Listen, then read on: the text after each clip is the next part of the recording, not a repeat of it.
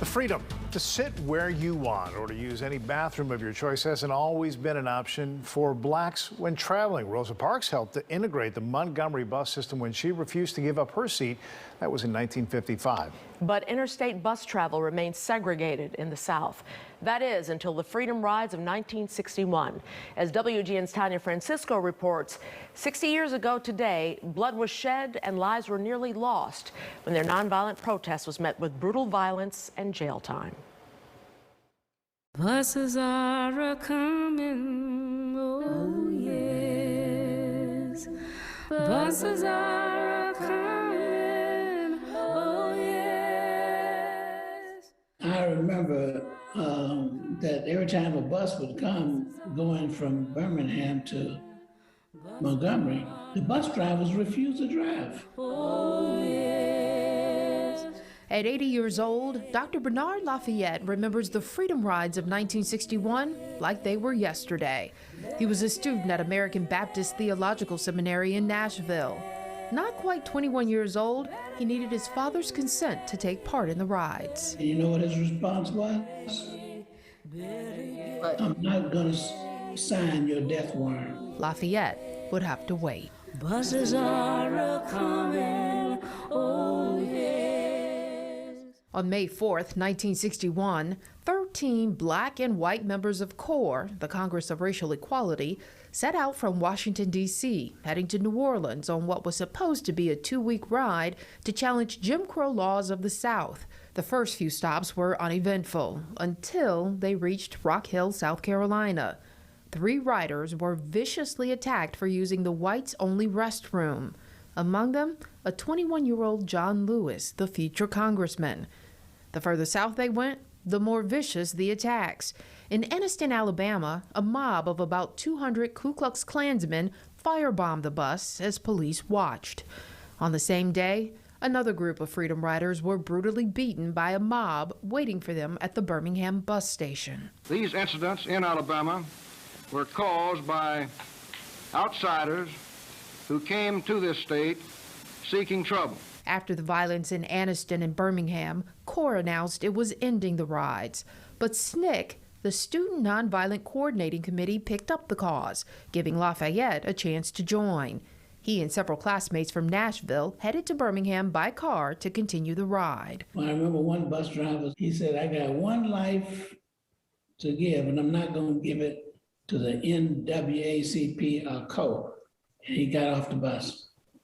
So the reason we were held up is because the bus drivers refused to drive. Finally, after several days and a call from Attorney General Robert Kennedy, a driver flanked by U.S. Marshals took them to Montgomery. And sure enough, when we got to the city limits, all of our protection disappeared. The media that was reporting on their trip had arrived before them and was set up to film them getting off the bus. As it pulled in, all of a sudden, a mob came out of the bus station. And to our surprise, the mob headed straight towards the media and started beating up these people. Most of them were white folks, so they were beaten up. The mob soon turned its attention to the Freedom Riders, who were holding hands and singing, "We Shall Overcome." They hit John Lewis, I was standing right there, Coca-Cola crate, and the metal strip around the edge of the Coca-Cola crate, wooden Coca-Cola crate. That's the thing that put that deep scar on top of his head. Then they came after me. They cracked 3 ribs. So I had to go through the entire Freedom Ride with 3 cracked ribs. I feel better, so much better since I laid my head down. The group, determined to continue on, headed to Jackson, Mississippi, but this time the bus was loaded with armed troops, followed by patrol cars. As they got off the bus, some still wearing the bandages from the beatings in Alabama, they headed into the bus station where they were arrested for attempting to use white-only facilities. Some in the group, including Lafayette, refused to pay the fine and chose to stay in jail. As word got out, other Freedom Riders headed to Jackson, and as they were arrested, others streamed south to take their place. And we were able to pack those jails with folks from Mississippi then they got really upset. Mr. Oldham, I don't know how the Mississippians are beginning to feel, but I know the press has just about had enough. When is this invasion going to stop?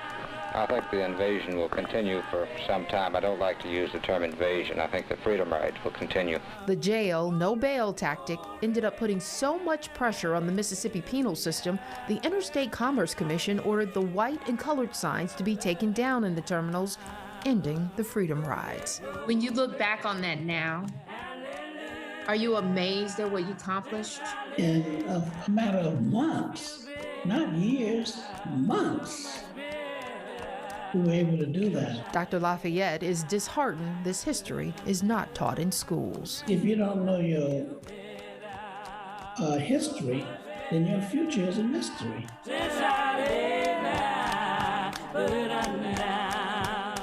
Tanya Francisco, WGN News.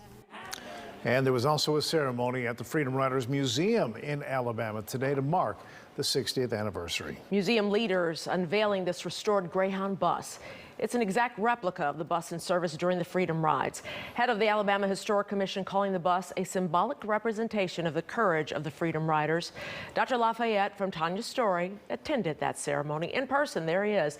The bus will become part of the museum's permanent collection.